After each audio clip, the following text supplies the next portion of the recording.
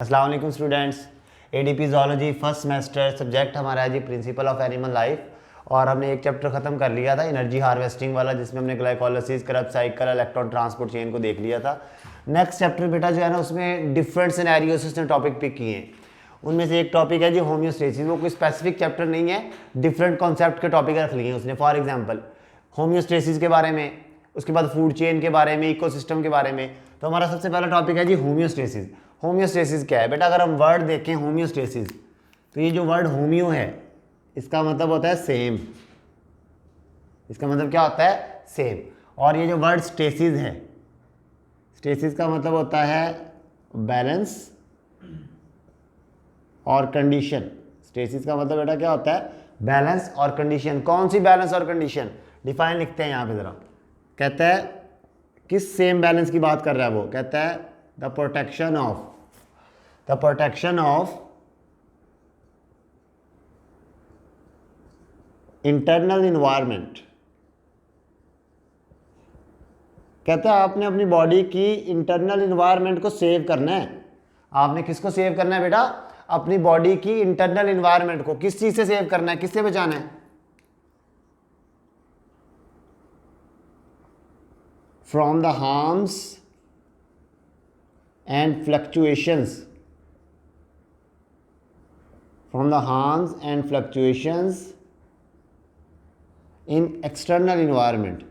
बेटा वो कहना चाह रहा है, कहता है हार्म कहते हैं नुकसान को, और फ्लक्चुएशन कहते हैं चेंजेस को, तब्दीलियों को।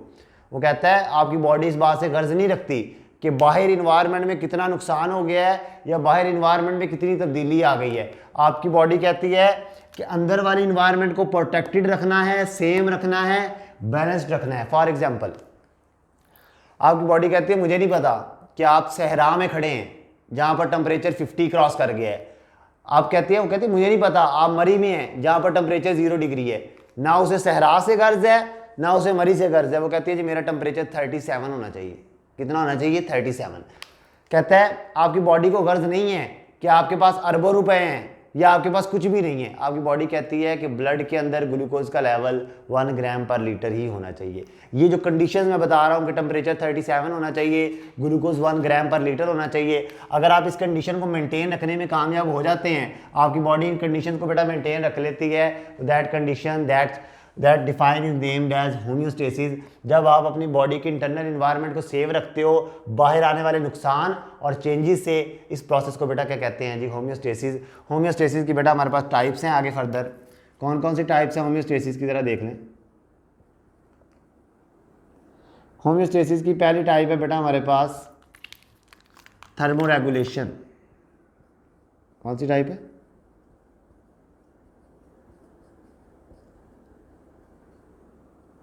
थर्मोरेगुलेशन। ठीक है, थर्मोरेगुलेशन किसको कहते हैं? नेम इंडिकेट करता है द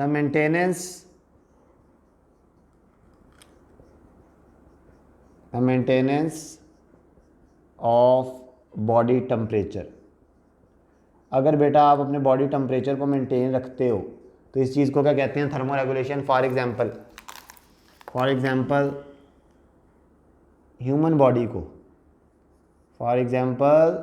ह्यूमन बॉडी को अपना टेम्परेचर कितना मेंटेन रख करके चलना है बेटा? 37 डिग्री। अब आप सोचेंगे जी कैसे 37 डिग्री रखती है? तो अल्लाह ताला ने ना 2 एमरजेंसी बटन दिए हुए हैं आपको। फॉर एग्जांपल अगर आपको बहुत ज़्यादा गर्मी लगे, यानी हाई टेम्परेचर हो गया किसी चीज़ की वजह से, बाहर इन्वायरमेंट की वजह से या किसी और फैक्टर की वजह से आपका बॉडी टेम्परेचर बढ़ रहा है, 37 से बढ़ रहा है। अब आपकी बॉडी के पास कौन सी चीज़ दी है अल्लाह ताला ने कि आप अपनी बॉडी का टेम्परेचर दोबारा नॉर्मल ले आओ? ठीक है, अगर आपके पास एक कंडीशन क्या है? हाई टेम्परेचर की, और दूसरी कंडीशन क्या है? लो टेम्परेचर की। तो कौन सी ऐसी अल्लाह ताला ने सलाहियत दी है बॉडी को? बेटा अगर टेम्परेचर हाई हो जाए ना, हाई टेम्परेचर हो जाए तो फ़ौरन सोचे क्या होता है? अल्लाह ताला ने कौन सा इमरजेंसी बटन दिया हुआ है? फ़ौरन स्वेटिंग हो जाती है। क्या हो जाती है? स्वेटिंग, पसीना आ जाता है, और पसीना आने के नतीजे में बॉडी टेम्परेचर नॉर्मल हो जाता है। अगर बॉडी टेम्परेचर कम होने लगे फिर क्या होता है? कांपने लग जाते हैं आप। ठीक है, वाइब्रेशन होती है, मसल की वाइब्रेशन से हीट पैदा होती है। तो जब बॉडी टेम्परेचर बहुत ज़्यादा लो होता है तो फिर इमरजेंसी बटन कौन सा होता है? तो फिर इमरजेंसी बटन होता है जी शिवरिंग। कौन सा बेटा? शिवरिंग। बेटा क्लियर होगी पहली टाइप। थर्मोरेगुलेशन, थर्मोरेगुलेशन में किस चीज़ को मेंटेन करना है आपने? थर्मोरेगुलेशन में मेंटेन करना है टेम्परेचर को। टेम्परेचर बॉडी का कितना रखना है जी? 37 डिग्री। गर्मियों के मौसम में कैसे 37 रह जाता है? हालांकि बाहर तो 45-50 है हमारे इलाकों में, तो कैसे रह जाता है? कौन सी चीज़ है? स्वेटिंग। और सर्दियों में 10 डिग्री पर आ जाता है, फिर भी हमारा 37 क्यों रह जाता है? क्योंकि एमरजेंसी के केस में क्या होने लग जाती है? शिवरिंग, आपकी बॉडी कांपने लग जाती है बेटा। उसके बाद सेकंड टाइप है जी हमारे पास, सेकंड टाइप है ऑस्मो रेगुलेशन। सेकंड टाइप कौन सी? Osmo regulation. बेटा ये जो वर्ड ऑस्मो है, ये निकला है एक वर्ड ऑस्मोसिस से। किसे निकला है? ऑस्मोसिस। और ऑस्मोसिस हम दो बातों से कंसर्न करते हैं बेटा, दो बातों से। कौन सी दो बातों से कंसर्न है ऑस्मोसिस? एक तो वाटर से और एक हम कह सकते हैं सल्यूट से। ऑस्मोसिस में ना दो ही चीज़ों का बार बार जिक्र आता है छोटी क्लासेस में भी, वाटर एंड सल्यूट का। और कहता है जब आप इन्हीं दो चीज़ों को मेंटेन रखते हो, कैसे?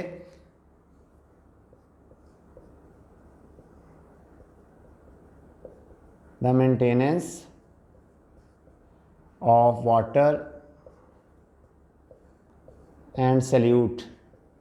अगर आप बॉडी के अंदर वाटर और सल्यूट मेंटेन रखते हो तो बेटा इस चीज़ को साइंटिफिक टर्मिनोलॉजी के अंदर हम क्या कहते हैं? Osmo regulation. ठीक है, कैसे? अब मैंने आपको जो एग्जांपल दी थी कि आपकी बॉडी को इस बात से कंसर्न नहीं है कि आप बिल गेट्स की तरह अरबपति हैं या बिल्कुल झोंपड़पट्टी में रहने वाले हैं। आप वो क्या कहती है? वो कहती है जी आपके ब्लड के अंदर ग्लूकोज, ग्लूकोज कितना होना चाहिए जी? 1 ग्राम पर लीटर ऑफ ब्लड। कि आपके ब्लड के अंदर ग्लूकोज का लेवल 1 ग्राम ही रहना चाहिए हर सूरत। ठीक है, चाहे आपके पास पैसे ज़्यादा है, चाहे कम है, चाहे फूड ज़्यादा है, चाहे फूड कम है। और थर्ड टाइप बेटा, थर्ड टाइप, लास्ट टाइप जो है हमारे पास होम्योस्टेसिस की, दैट इज एक्सक्रीशन। कौन सी है बेटा? वो एक्सक्रीशन। ये भी एक इंपॉर्टेंट टाइप है। ठीक है, एक्सक्रीशन किसको कहते हैं? The removal of metabolic waste from the body. The removal of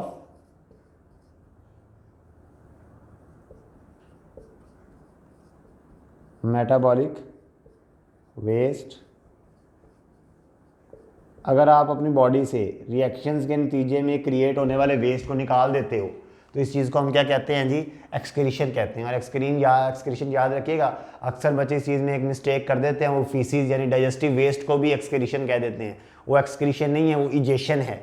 excretion का मतलब होता है मेटाबॉलिक वेस्ट को रिमूव करना। मेटाबॉलिक वेस्ट का मतलब होता है जो रिएक्शंस के नतीजे में पैदा होते हैं। रिएक्शंस के नतीजे में कौन से वेस्ट पैदा होते हैं? Urea, ammonia, uric acid. तो हम इंसान है, हमारा वेस्ट कौन सा है जी? यूरिया। ठीक है, हम बॉडी से यूरिया को रिमूव करते हैं। Urea is remove from the body, urea is remove from the body through urine, through urea को किस शक्ल में बॉडी से रिमूव किया जाता है? यूरिन की फॉर्म में। ठीक है, तो बेटा ये था जी हमारे पास लेक्चर होम्योस्टेसिस के अबाउट। मैं इसको ज़रा रिकॉल कर देता हूँ ताकि आपको अगर इसमें कोई प्रॉब्लम है तो अभी ज़रा क्लियर आउट हो जाए। बाकी इंशाल्लाह अगर कोई प्रॉब्लम हुई भी तो हम जूम मीटिंग में डिस्कस करेंगे इसको। बेटा होम्योस्टेसिस हमने स्टार्ट किया था। होम्यो का मतलब हमने क्या कहा था? सेम। स्टेसिस का मतलब बैलेंस और condition. Same condition, same balance. ठीक है, क्या कौन सी कंडीशन? कहता है जी आपने प्रोटेक्ट करके रखना है। किसको प्रोटेक्ट करके रखना है? अपनी बॉडी के अंदर वाली इन्वायरमेंट को। आपकी इन्वायरमेंट में कौन सी चीज़ें आ जाती हैं? आपके अंदर वाली इन्वायरमेंट में टेम्परेचर आ जाता है, पानी आ जाता है, शुगर साल्ट वगैरह आ जाते हैं, इसके अलावा वेस्ट की क्वांटिटी आ जाती है। कहता है आपने प्रोटेक्ट करके रखना है अपनी बॉडी की इंटरनल इन्वायरमेंट को। कौन सी चीज़ों से? हार्म्स, बाहर जो मर्जी नुकसान होता रहे, या फ्लक्चुएशन, जो चेंजेस मर्जी आते रहें, आपकी बॉडी की इंटरनल इन्वायरमेंट सेम होनी चाहिए। तीन टाइप्स है थर्मोरेगुलेशन। थर्मोरेगुलेशन में आप बॉडी टेम्परेचर मेंटेन करते हैं। ह्यूमन बॉडी का टेम्परेचर कितना रखा जाता है? 37 डिग्री। ठीक है, मैंने आपको एग्जांपल दी थी कि चाहे आप मरी हिल्स में हैं, चाहे आप डेजर्ट यानी चोलिस्तान के अंदर हैं, आपका बॉडी टेम्परेचर 37 ही रखना है। अगर आप डेजर्ट में चले गए हैं तो 37 कैसे रखा जाएगा? अब डेजर्ट में तो बहुत गर्मी है, आपकी बॉडी स्वेटिंग शुरू कर देगी। और अगर आप मरी हिल्स में चले गए हैं, वहाँ पे तो बहुत सर्दी है, वहाँ पर 37 कैसे रखा जाएगा? शिवरिंग, आपके मसल्स कांपने लग जाएंगे। कांपना कोई कमजोरी की अलामत नहीं होती है। ठीक है, ये भी याद रखना, कांपना कोई कमजोरी की अलामत होती है। कांपती आपकी बॉडी तब है जब उसने हीट पैदा करनी होती है, वाइब्रेशन से हीट पैदा होती है। ऑस्मो रेगुलेशन, ऑस्मोसिस का वर्ड दो बातों से कंसर्न है, वाटर और सल्यूट। ठीक है, कहते हैं अगर आप अपनी बॉडी में वाटर और सल्यूट को मेंटेन रखते हो तो that is osmoregulation. No matter how rich you are, और हाउ पुअर यू आर, जितने मर्जी आप अमीर हैं या गरीब हैं, आपकी बॉडी में ग्लूकोज का लेवल कितना रहना चाहिए 1 ग्राम पर लीटर ऑफ ब्लड। और जब आप अपने रिएक्शंस के नतीजे में पैदा होने वाले वेस्ट को बॉडी से रिमूव करते हो तो that is excretion. For example urea को जब बॉडी से रिमूव करते हो किसके जरिए, यूरिन के जरिए। तो बेटा ये था जी हमारा आज का लेक्चर। इसमें कोई क्वेश्चन है तो आप जूम मीटिंग में पूछ सकते हैं। पेपर आप लोग के करीब हैं, सीरियस होकर स्टडी करें, ठीक है। और जूम मीटिंग में अगर कोई क्वेश्चन हुआ तो पूछ लीजिएगा। अल्लाह हाफिज़, शुक्रिया।